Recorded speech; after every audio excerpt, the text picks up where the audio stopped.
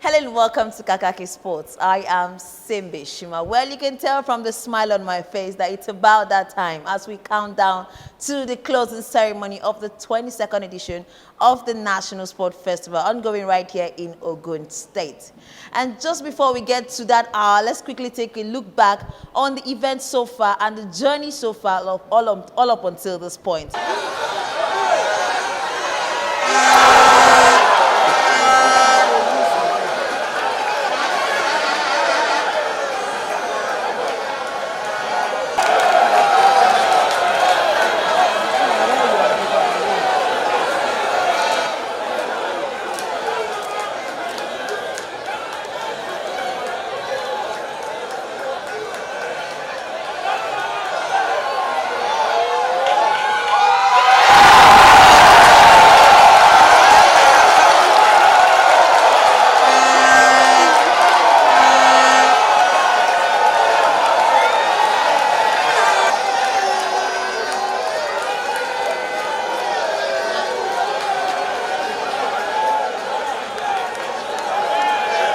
I think I will work harder to put more effort from now on so that I can go above this height.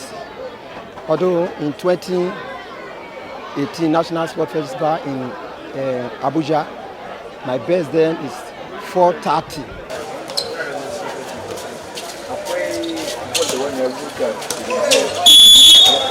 Hey, take it out! Take it out!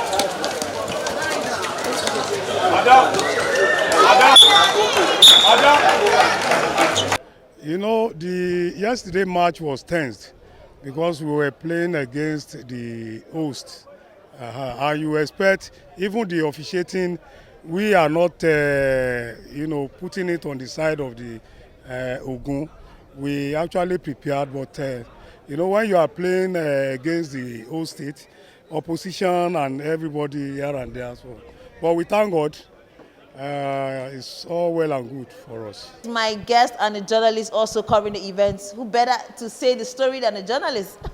Yes, and Muhyiddin Jimo. I've been rehearsing that name before you came on, but I think I got it. Muhyiddin Jimo. Muhyiddin, good morning and welcome to KAKAKI Sports. Pleasure to be here. All right, so who better to tell the story with me, if not a journalist, because you've been covering this event back to back. And to be honest, from your own point of view, and from your own, observation of the festival, how would you rate this 22nd edition of the National Festival? Looking back from the events, the athletes, the organization, everything put together, as much as you can say. Just like you said, in the last 2 weeks, it's been packed full, fun, exciting. The DG of the National Sports Commission actually promised that it's going to be the best sports festival ever hosted in Nigeria.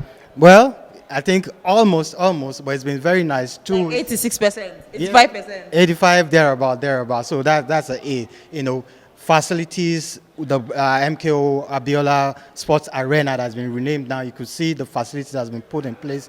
Don't forget, this event was supposed to have come last year. December. Exactly, but because we didn't have the facilities ready, but they did a whole lot to put the facilities in place, which is good.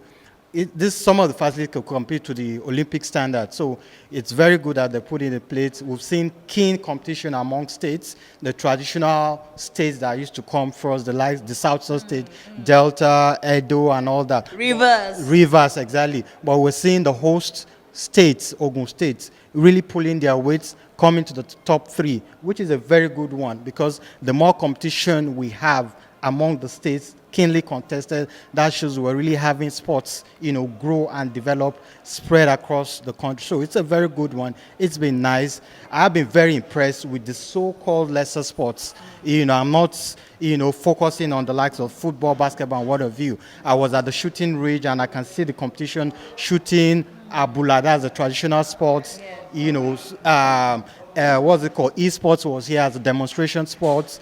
So many sports like that. That shows, the awareness is there and we're having more people and more athletes coming to those sports. So that's been the highlight for me. The so-called lesser sports really gaining prominence. I saw cycling, it's been nice. So if we can really focus more on this one, swimming too was a big highlight for me. We saw young guys really doing well. So I think if we can, consolidate on this, then we'll be on the way to the promised land. All right, just talking about outlet structure and, plans for the future. We now caught up with the local organizing committee, the chairman, talking about Tilewa Adebajo, who spoke on the plans of the government as regards to the structure that has been put in place here for the National Sport Festival in the future, and also the plans generally to invest in sport in the state. Let's take a listen.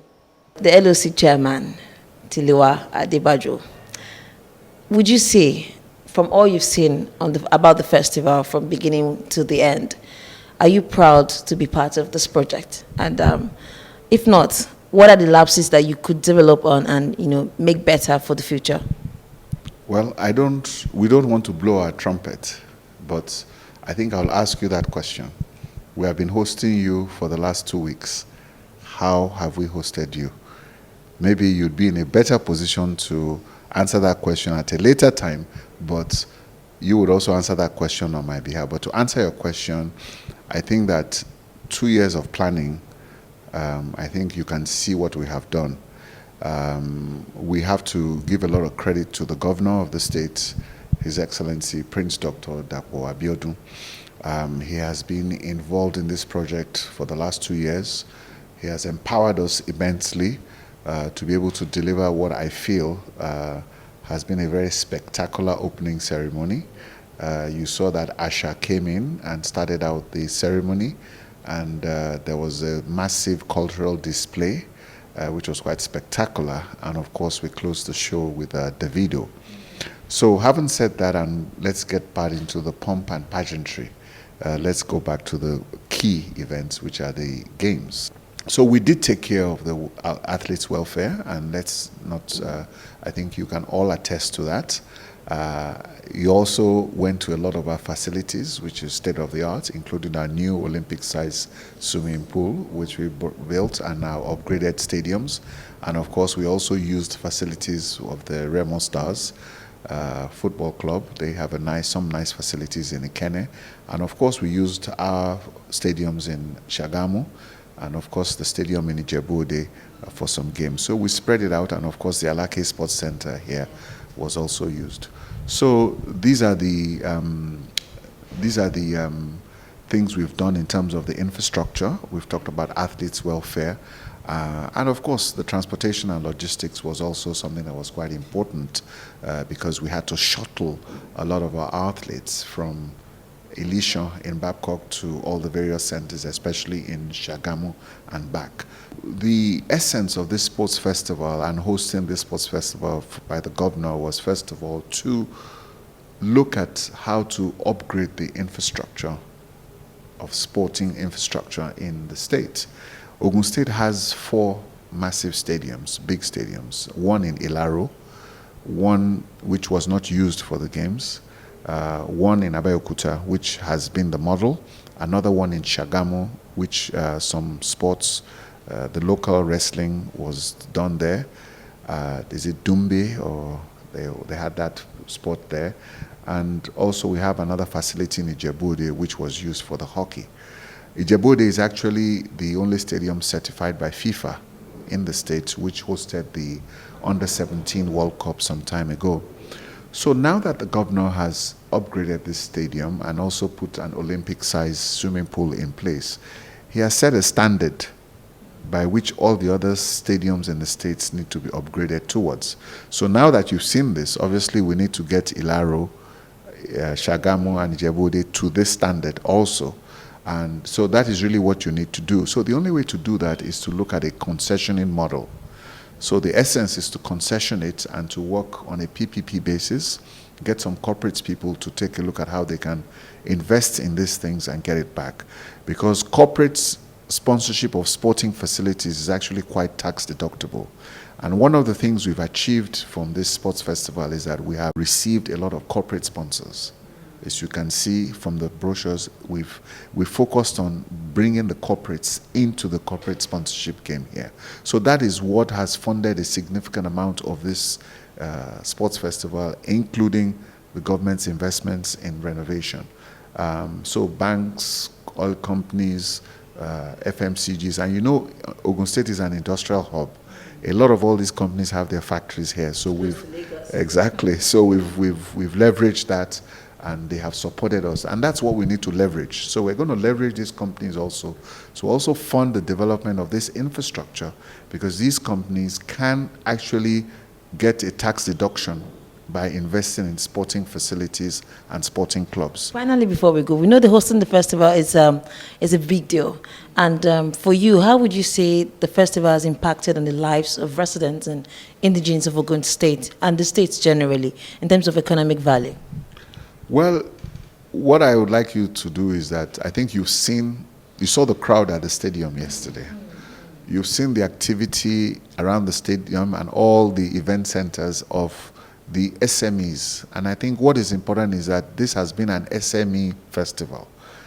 The artisans, the food sellers, the tailors, the people doing their wares. It's been a beehive of activity 24/7. People don't leave these centers till like 2 or 3 a.m. in the morning. So all the sellers of all these materials is been set up into a pop-up store of sorts, whereby we've created a mall, a market around the stadium. Yes, a mobile mall around the stadium. And who are the beneficiaries? You go there, people are eating there, athletes are eating there, even the journalists. I caught one of you eating amala the other day there, and he saw me, he was laughing. And I said, okay, great. And I said, that is what you need to report. So you can see that for the last 2 weeks, there's been an impact on that. So now take a look at the sort of athletes that Ogun State has produced. Toby Amushon started her career in this Ogun State and with these same facilities. Falila Ogunkoya too. All these record holders that Ogun State has produced came from here. So apart from the games impacting the economy for the last 2 weeks, all the hotels are fully booked. Then you could also see that we also saw a lot of activity, exposure, and with the investment in the sports infrastructure, 80% of the Nigerian population is under 40. So youth development is very important. So when you build this infrastructure, you engage the youth. That's a good place to drop the conversation. You answered my question as to Okay. Well, I've been treated fair enough, being a stranger, but I think I'll give you a pass. I mean, Ogun State has done great in terms of hosting. Okay. Yeah, hosting not just me, but the festival in general. Yeah, so a pass, man. A pass, yes. I mean, that's good for a start. Well, thank you so much for making our time to give us, insight to a lot of things regarding this festival, and we do appreciate it and hope that Ogun State stands tall when it comes to sports infrastructure and structure in Nigeria and in the world. We'll see you at the closing ceremony tomorrow. All right, that was the chairman of the local organizing committee there, right, talking to us about, how proud he is of the festival, the organization, and of course the plans to look for after the structures that have been put in place going forward. But now, let's come back to the due day. I mean, the closing ceremony. We all have been waiting for it. Journalists have been anticipating this day. I mean, considering the hard work and everything they put in place for the closing ceremony.